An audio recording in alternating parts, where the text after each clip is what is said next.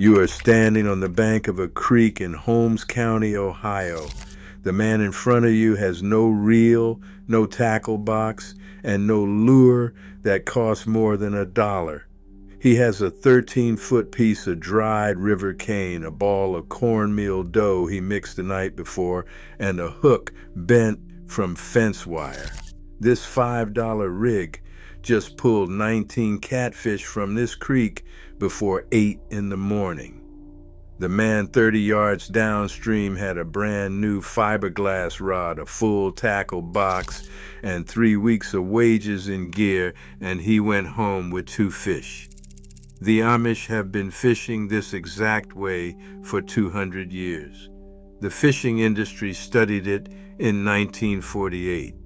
They understood exactly why it worked, and in 1955, they made sure you would never hear about it again.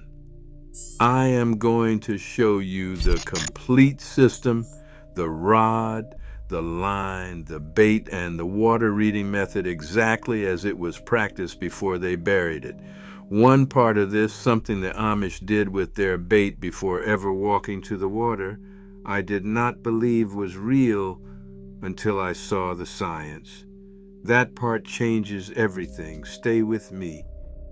Here is what most people do not know about 1955. That year, the fishing tackle industry was in the middle of its most aggressive commercial expansion. Fiberglass had been used for aircraft in World War II. When the war ended, manufacturers needed new markets for the material. They found one in fishing rods. Between 1948 and 1957, major companies like Shakespeare and Garcia converted their entire production lines to fiberglass. But they had a problem. Most rural fishermen already knew how to catch fish effectively without buying anything. To fix this, the industry funded national magazines to call bamboo primitive. They hired outdoor writers to mock the cane pole as a child's toy. They ran advertisements showing successful modern men using fiberglass rods on expensive boats, creating a psychological gap between the modern angler and the traditional one. Within a single decade, they successfully turned the cane pole into a symbol of poverty, but they could not erase the results. The Amish did not read these magazines or watch the advertisements. They kept using their cane poles and hand-prepared bait because their survival depended on the harvest, not the hobby. While the rest of America bought increasingly expensive gear to catch the same number of fish, the Amish kept filling their buckets with a system that cost less than a loaf of bread. What the industry understood but hid from the public was that their new technology fundamentally ignored fish biology, specifically the lateral line. This is a fluid-filled sensory canal running the length of every fish's body. It is so sensitive, it can detect a pressure wave from 60 feet away. Modern monofilament fishing line creates what researchers call line drag disturbance. As current moves across it, the plastic creates tiny vortices in the water. To a fish, these vibrations register as something foreign and wrong. They approach the bait, but their lateral line tells them to hold back. Imagine trying to eat a steak while a high-pitched alarm is ringing in your ears. That is what a modern fishing line feels like to a mature fish. The Amish were using waxed linen line or braided horsehair. These materials sit in water almost completely inert. The current passes over them without vibration. There is no alarm. There is nothing for the fish to read but the bait. Then there is the cane pole itself. A 13-foot piece of properly cured river cane is a tool refined for generations. It has a specific flex profile that absorbs the shock of a strike. In 1978, a researcher at Penn State named Dr. Walter Heisey spent a summer studying catch rates on the Juniata River. He compared conventional anglers using modern spinning tackle against Amish fishermen from the surrounding Keisha-Coquillas Valley using traditional cane poles and hand-tied natural rigs. He found that Amish fishermen caught over 2 times more fish per hour than anglers with modern gear. He concluded the difference was not luck, it was the nearly invisible way their equipment met the water. What was lost during the 1950s was an entire system of knowledge that existed nowhere on paper. In Amish communities, fishing was a food source, not a pastime. This knowledge was passed down through a generation-long apprenticeship. By 1940, an experienced Amish fisherman had access to 150 years of field-tested understanding. He knew which species held in which stretches of the creek and what they ate in every season. When the rural school consolidation movement began in the 1950s, this chain was broken. Children spent more time in formal schooling and less time on the land with their elders. By 1960, most of rural America had replaced this oral knowledge with tackle shop advice that required buying products. What survived in the most isolated communities is the system I'm going to share with you now. It works on any freshwater body in North America with materials you can buy for under $10. The foundation is the rod. The Amish use native river cane that grows wild along creek banks. If you do not have access to wild cane, a dried bamboo stake from a garden center works just as well. You are looking for a pole no wider than your thumb at the base and no thinner than your index finger at the tip. It must taper naturally. The joints or nose should be spaced between 8 and 14 inches apart through the lower part of the stalk. The real secret is the harvest and the cure. The cane must be cut in late fall or early winter, specifically after the first hard frost. This is when the structural fibers have hardened to their maximum density. To test if a pole is ready, the Amish use the pitch test. They tap the dried cane with a piece of hardwood. If it makes a dull thud, the pole is weak or has rot inside. If it produces a high-pitched, resonant ring, it is a perfect harvest. Once cut, the stalk is hung vertically for 6 weeks. During this time, it is treated with a thin coat of lard or animal fat to seal it against moisture. This prevents the cane from becoming brittle. The finished product is dense and waxy. When a fish pulls, it bends in a long, smooth arc.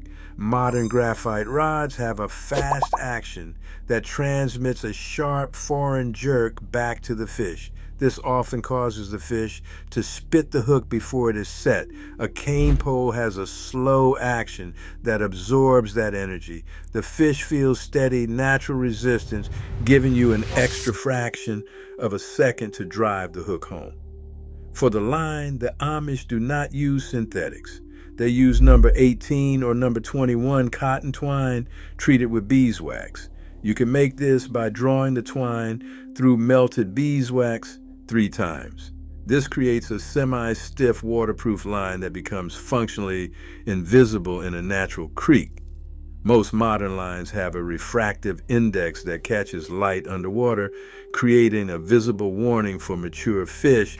Wax cotton does not. It also allows for a free-fall presentation. Since the Amish use almost no lead weight, the bait drops slowly and naturally. It behaves exactly like a piece of food falling through the water column. This engages a fish's hunting instinct faster than they can think. Now we come to the bait formula that Amos Zook used. This is called Grunderfutter, or foundation bait.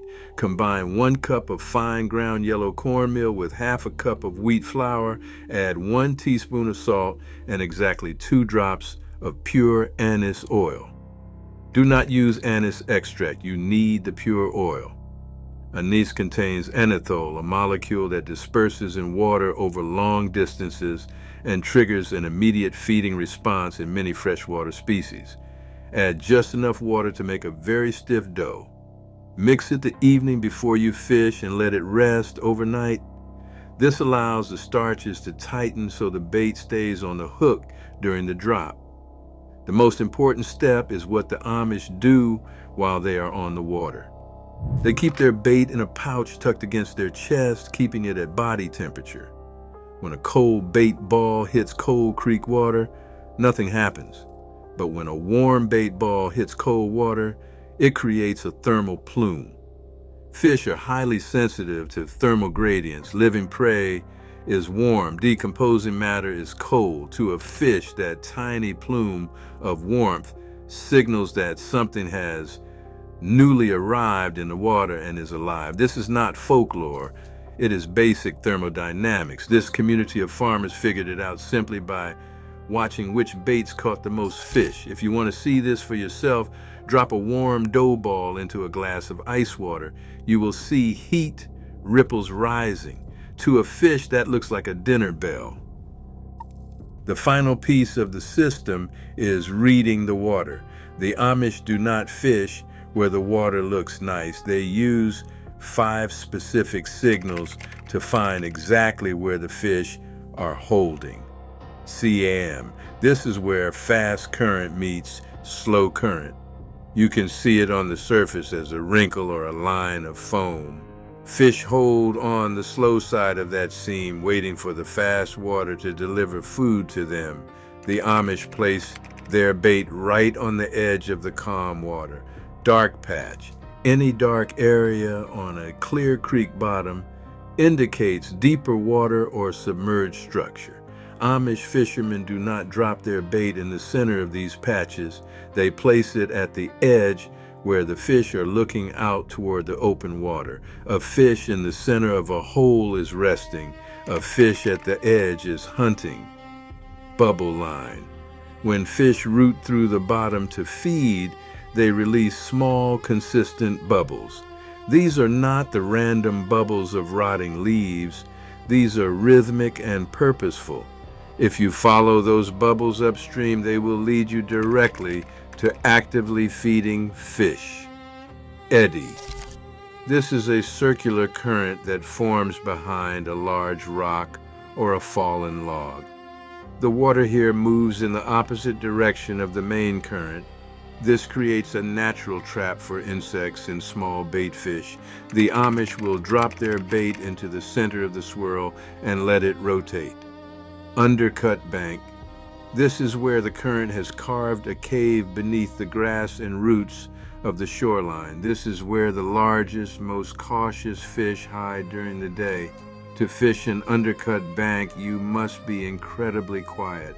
The Amish will approach the bank 10 feet away from the water and lower the 13-foot pole over the edge. This prevents the fish from feeling the vibrations of their footsteps through the ground. You can put this entire system together this week. Find a 10-foot bamboo stalk, buy a spool of cotton twine and some beeswax, mix the cornmeal bait recipe, and keep it warm in your pocket while you fish. Use a simple size 6-wire hook with no swivel. Walk the bank until you find a seam or a bubble line. Lower your bait gently and let it fall naturally. Do not work the bait. Do not move it. Let the scent and the warmth do the work for you. One thing you will notice is that they never use a float or a bobber unless the water is over 6 feet deep. A bobber creates a surface disturbance that a fish can feel through its lateral line long before it sees your bait. By eliminating the bobber, you remove one more alarm bell that tells the fish a human is nearby. Stealth is the primary weapon of the Amish fishermen. They do not wear bright colors. They do not stand on high rocks where their shadow falls across the water.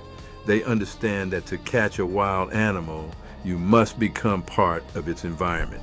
You will find that a piece of dried cane and a handful of cornmeal can outperform thousands of dollars of modern gear. This is the knowledge the industry spent decades trying to make you forget, because they cannot sell you a piece of river cane and a ball of dough. They need you to believe that you are the problem and that their new product is the solution. Every year, people spend $70 billion on fishing equipment, yet many go home empty-handed. They are buying technology to solve a problem that is actually about biology and observation. Meanwhile, in the backwoods of Ohio and Pennsylvania, men are filling buckets using a system that costs less than a gallon of gas. They are not better fishermen because they are Amish. They are better fishermen because they refuse to trade a working system for a commercial replacement. They understood that the most powerful tool a fisherman has is his ability to blend into the environment, not to dominate it with plastic and fiberglass. They knew that the water has a language, and if you take the time to listen to it, you don't need a computer to tell you where the fish are. This is what we do on this channel. We find the methods that were quietly removed from the world and we bring them back.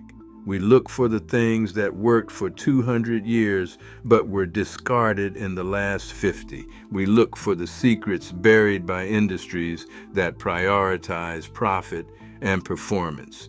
If that is the kind of thing you want more of, subscribe and turn on your notifications. We are currently researching an even older method from the deep woods of the Appalachian Mountains, a way of tracking and harvesting that has not been seen in a century. It is something I never expected to find, involving the use of natural resins and the lunar cycle, and I will be sharing it with you very soon. The industry wants you to think the old ways are obsolete, but the 19th catfish pulled out of the creek this morning says otherwise. I will see you there.